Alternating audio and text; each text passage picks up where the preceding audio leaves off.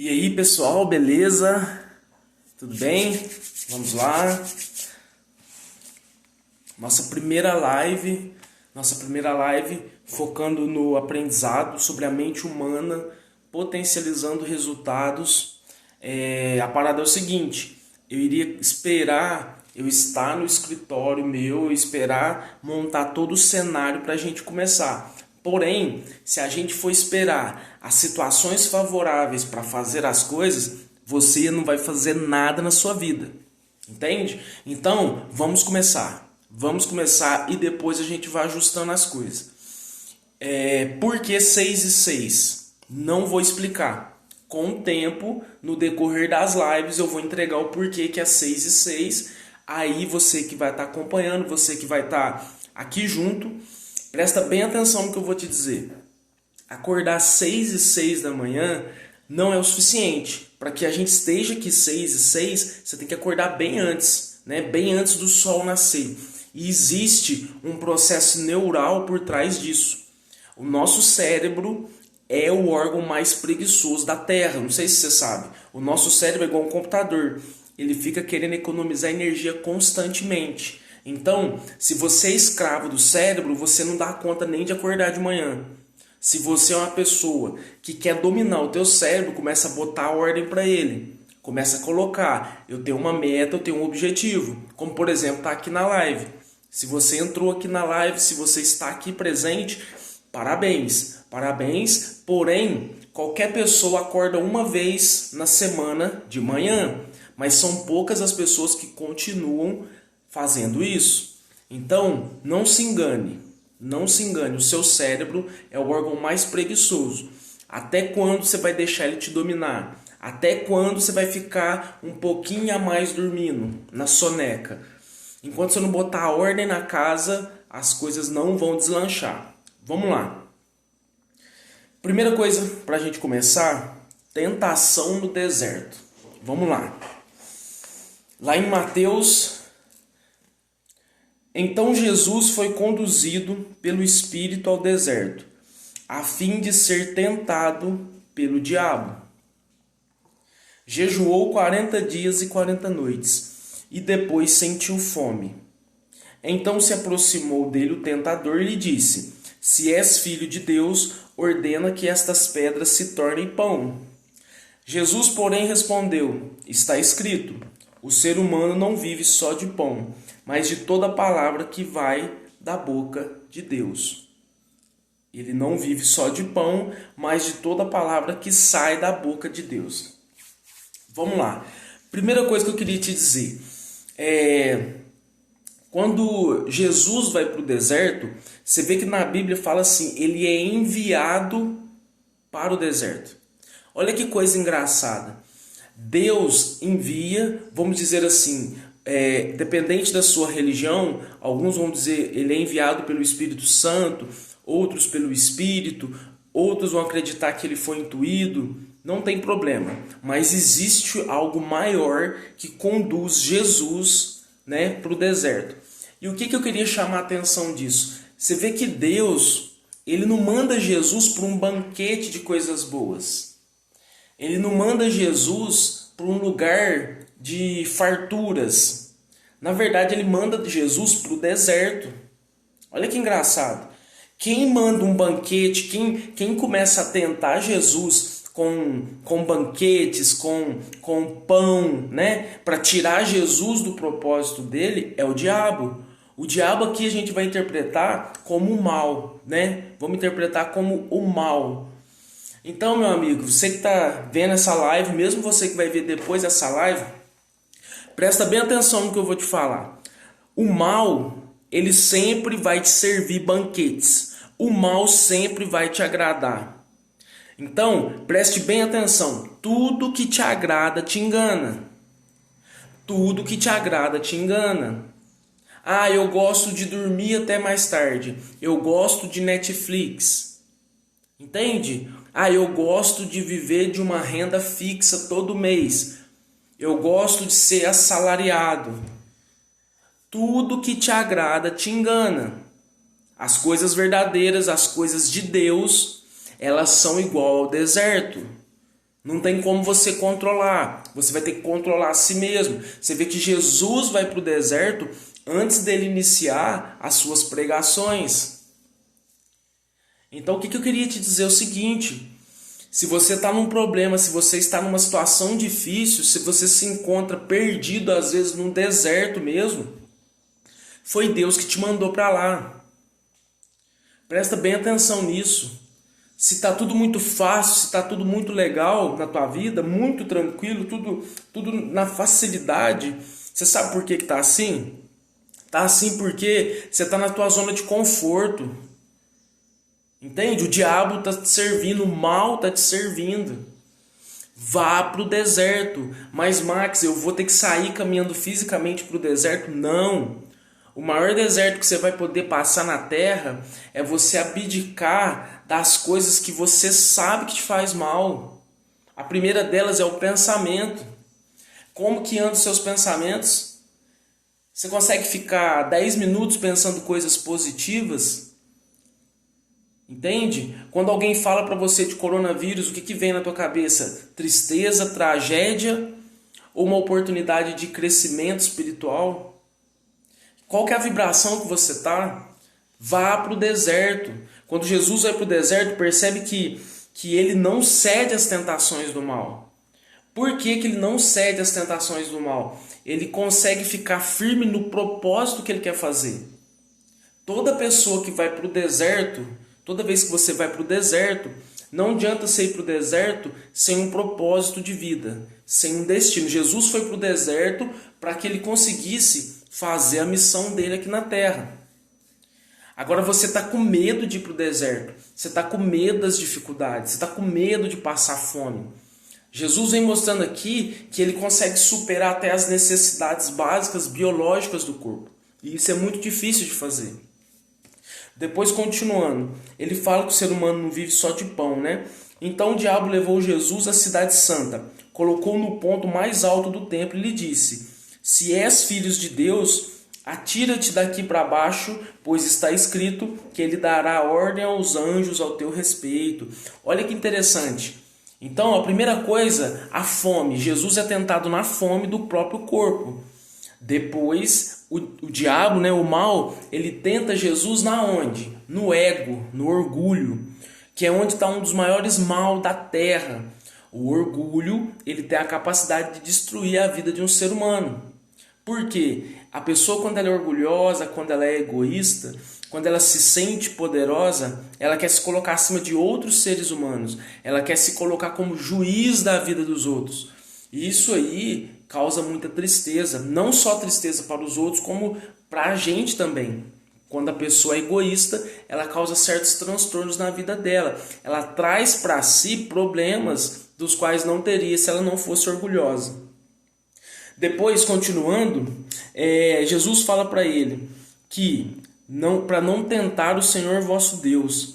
E de novo o mal, o diabo, levou Jesus a um monte muito alto e mostrou todos os reinos do mundo e a grandiosidade deles. E disse-lhe: tudo isso eu te darei se de joelhos me adorares. Então Jesus disse: vai embora, pois está escrito: adore o Senhor seu Deus, e somente a ele preste culto.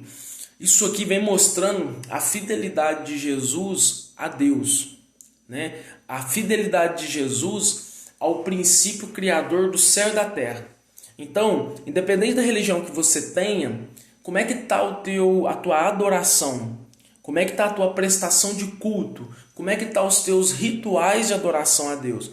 Quantas vezes a gente não reclama da vida, que as coisas estão difíceis, que as coisas não estão indo, só que a gente não parou um minuto para agradecer, a gente não parou um minuto para louvar a Deus. Mas não estou falando de você ficar cantando lá, não. Eu estou falando de parar a cabeça um minuto e pensar no que você quer fazer. Porque muitas vezes você está sendo guiado por pessoas que não sabem para onde quer ir. A pior coisa da vida é quando pessoas cegas estão te guiando. E você que enxerga, ao invés de olhar o caminho, você vai sendo guiado por essas pessoas cegas que nem sabem o que estão fazendo. Às vezes uma pessoa está sendo conduzida pela vingança, pelo orgulho, pelo egoísmo, e você tá atrás dela. Já viu aquelas pessoas que às vezes passam 30 anos seguindo um líder? A pessoa não tem autonomia para fazer nada. A pessoa ela presta continência, ela presta bênção a um outro ser humano que também é abençoado e divino, só que a pessoa também é abençoada e divina. Você precisa começar a acreditar mais em si. Entende? Ir para o deserto é descobrir quem você é sair da multidão e ficar só nesse período para você se descobrir, para você saber quem você é. Então, para de ficar seguindo os outros, siga Jesus. Para de... A gente tem mania de ouvir o que o outro fala. Alguém chega para você e fala que você tá mal, aí você pega, às vezes nem tá tão mal assim, e já começa a ficar ruim. Por quê? Porque você não sabe quem você é, você não conhece as suas emoções. Olha o perigo disso. Depois no final aqui, então Jesus disse para ele ir embora, né? Pois, né, adora somente a Deus. E por fim o mal deixou. E eis que os anjos se aproximaram e se puseram a serviço dele. Olha que legal. Deus só vai te servir no final, quando você já tiver ganhado a sabedoria. Olha que louco isso. Deus só vai te servir quando você ganhar a sabedoria do processo. Está passando por uma situação difícil? Está complicado? Não está conseguindo resolver? A glória só vem depois de aprender a lição. Então, se você aprender a lição em 10 minutos, pronto, você já vai ser servido. Só que o que acontece na prática? Tem pessoas que passam 10, 20, 30 anos alienadas, presas numa vingança, presas no orgulho, presas na vaidade, né? E aí o que acontece com essa pessoa? Uma lição que ela poderia ter aprendido em poucos meses, ela mesma perdura por muito tempo, entendeu? A cura só vai chegar na tua vida quando você aceitar a cura. Tem pessoas que se apegam à sua dor. Elas já estão tão acostumadas a sofrer que elas não querem que a dor vá embora, porque a dor já fez parte delas. Então eu pergunto para você, será que o sofrimento que você tem ele porque você está agarrado nele, ou porque de fato não tem como resolver? Não existe um problema na Terra que não possa ter solução. Aí você vai falar assim, mas a morte não tem solução. E quem disse que morre? Quem foi que falou que morre? Você vai falar assim, mas eu vi lá no cemitério. Eu vi que eles colocam a pessoa naquele lugar. Mas eu queria te falar o seguinte. Você só vai saber de fato se morre ou não quando você adentrar o mundo espiritual. Quando você de fato encarar essa realidade. Do contrário, você sempre vai procurar aquelas coisas assim, mas ninguém nunca veio de lá para falar se morre ou não. Você precisa se informar. Você precisa fazer mais pesquisa. Você precisa conhecer mais o mundo que te rodeia. Porque existem muitas coisas que acontecem e que já aconteceram que vai bagunçar a tua cabeça. Vai quebrar as tuas crenças limitantes. E essa parte inicial, eu queria que você prestasse bastante atenção, porque a Bíblia vai falar que Jesus, antes dele fazer o que ele tem que fazer, ele vai para o deserto para se conhecer. Então eu queria te falar o seguinte, hoje, 5/3/2021, que hora que você vai para o deserto? Desde as 6h06 da manhã, nós estamos aqui, só que outras pessoas vão ver esse vídeo depois. E eu te pergunto, realmente você está disposto a ir para o deserto? Ir para o deserto é se conhecer. É resistir os desejos e as tentações do mundo corporal. Para quê? Para que você consiga a glória do reino dos céus. E que glória é essa? É a glória do autoconhecimento, do empoderamento das emoções. Quem domina as suas emoções, quando você domina as suas emoções, algo extraordinário acontece na terra. Sabe o que é? Você vira senhor da terra, você vira senhor de si mesmo. A única pessoa que você vai prestar conta é a Deus. Porque você não tem vínculo com nada nem com ninguém. Você não deve satisfações às pessoas. Você vive a tua vida e pronto. Então, algumas coisas que eu anotei aqui, que é importante dessa primeira passagem de vá para o deserto, algumas eu já falei. Tudo que te agrada te engana. Então, comece a observar lá onde você trabalha, comece a observar nas pessoas que estão ao teu redor. São pessoas que te agradam? São pessoas que sempre estão puxando teu saco? Como é que tá isso aí? Já viu aquela coisa, né, que as pessoas sempre dizem assim, né? De graça não vale a pena, né? O barato sai caro.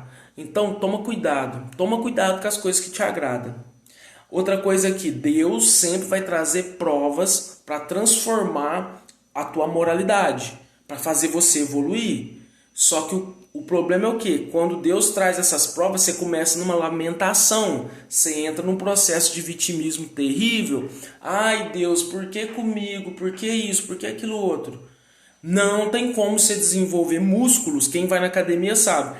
Não tem como você desenvolver músculos espirituais se você não passar por processos. Não tem como você desenvolver força emocional se você não lidar com processos emocionais.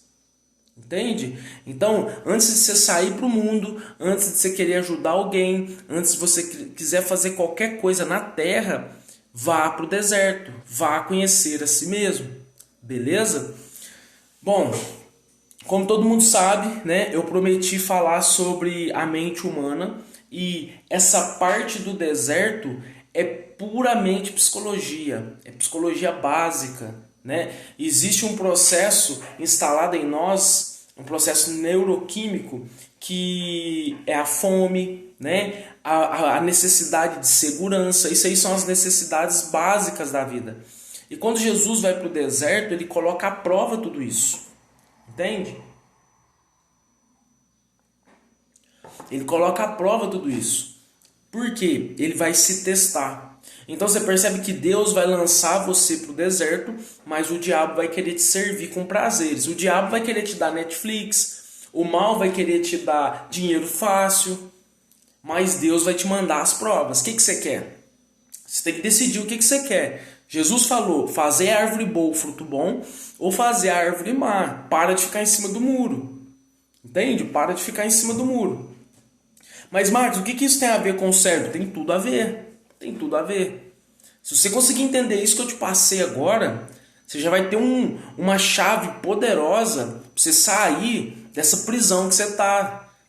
A prisão dos prazeres, a prisão do desejo. Por exemplo, se é uma pessoa dinheirista, se é uma pessoa que ama dinheiro, que corre atrás de dinheiro, você é refém do dinheiro. As pessoas vão fazer o que quiser com você porque você é escravo do dinheiro.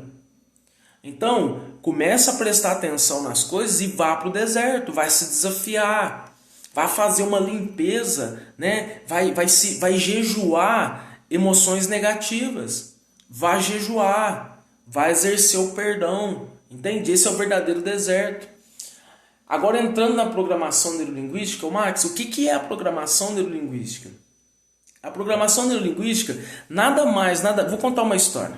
A história é a seguinte: o menino chegou para a mãe dele e falou assim: mãe, o que é programação neurolinguística? E a mãe dele disse assim: filho, antes de eu te responder o que é programação neurolinguística, vá lá e pergunte para o seu avô como ele está. E o menino disse: mãe, tá. E ele chegou para o avô: vô, como que o senhor está? E o avô respondeu assim: hoje o dia está muito ruim porque está frio. Aí eu tô com dor nas juntas. A cabeça dói um pouco. Tá difícil as coisas. E eu tô lembrando de umas coisas da época que eu era bom, da época que eu era mais novo, que não tinha dor. E o vô ficou ali lamentando. Quando o menino chegou para a mãe dele, ele falou: mãe, o vô falou que tá ruim, tá uma bosta. Vamos falar assim. Desculpa a palavra aí, mas o vô falou: tá uma bosta a vida. Mas mãe, me explica agora o que é programação neurolinguística? E a mãe: calma, não apavora não. Volta lá e pergunta pro teu avô qual foi o momento mais feliz da vida dele. E o menino falou: tá bom. Voltou e disse pro avô: avô, qual foi o momento mais feliz da sua vida?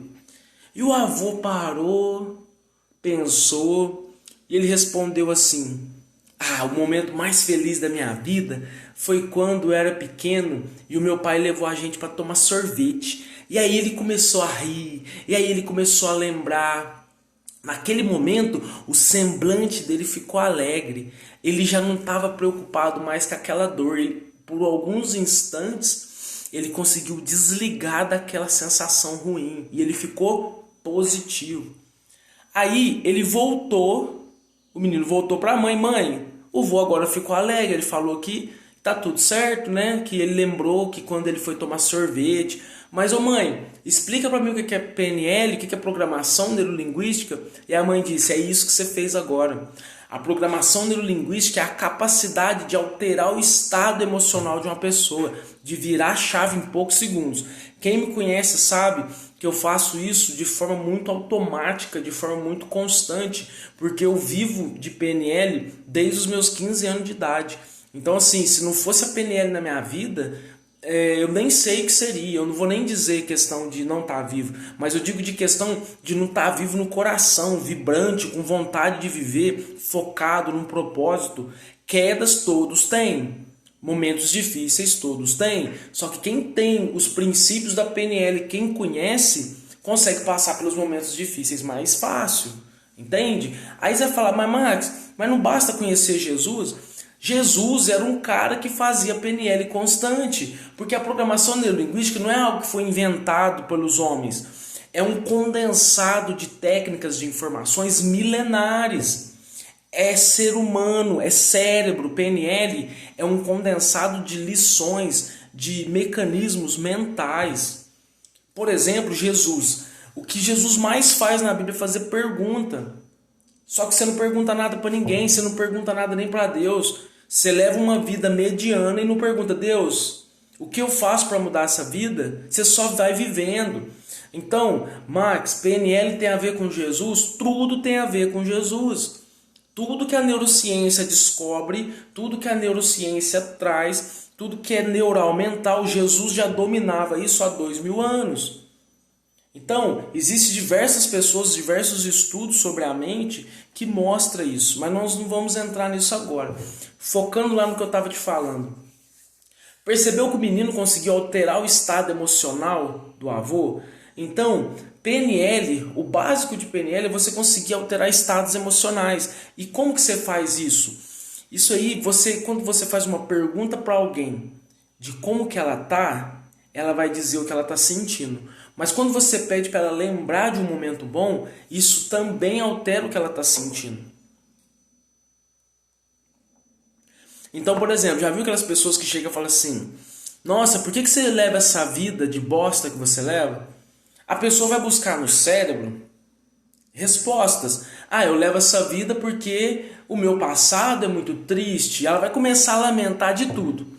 Mas olha que legal. Quando você olha para a pessoa e fala assim, o que você vai fazer para mudar essa vida de bosta que você leva? Essa vida ruim que você tem? O que você vai fazer para mudar isso?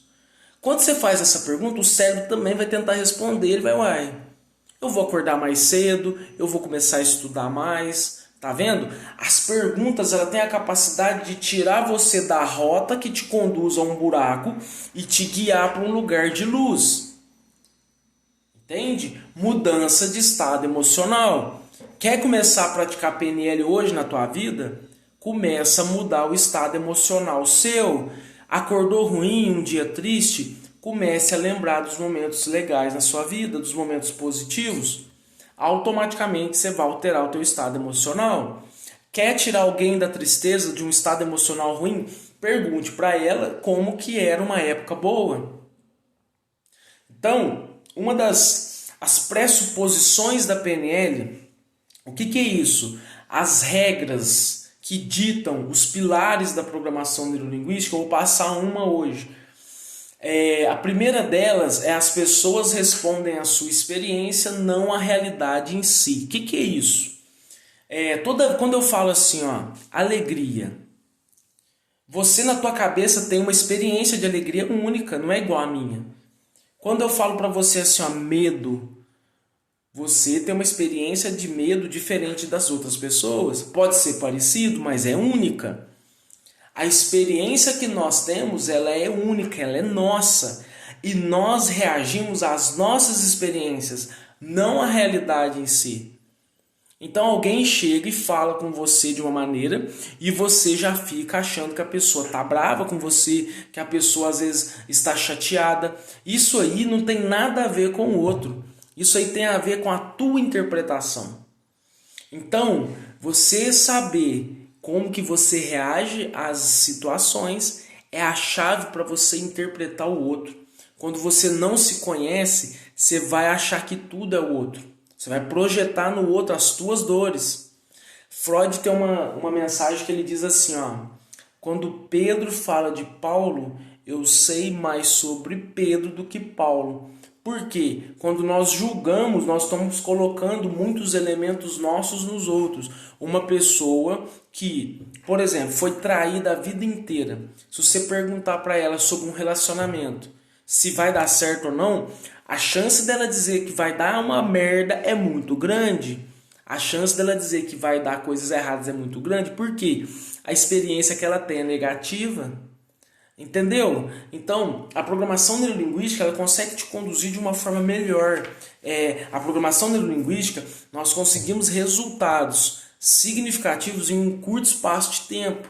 Por exemplo, a psicanálise, ela também, eu estudo a psicanálise, mas a psicanálise ela tem um processo diferente, um pouco mais demorado. Ela entra na parte do inconsciente. A PNL ela já age na parte mais objetiva.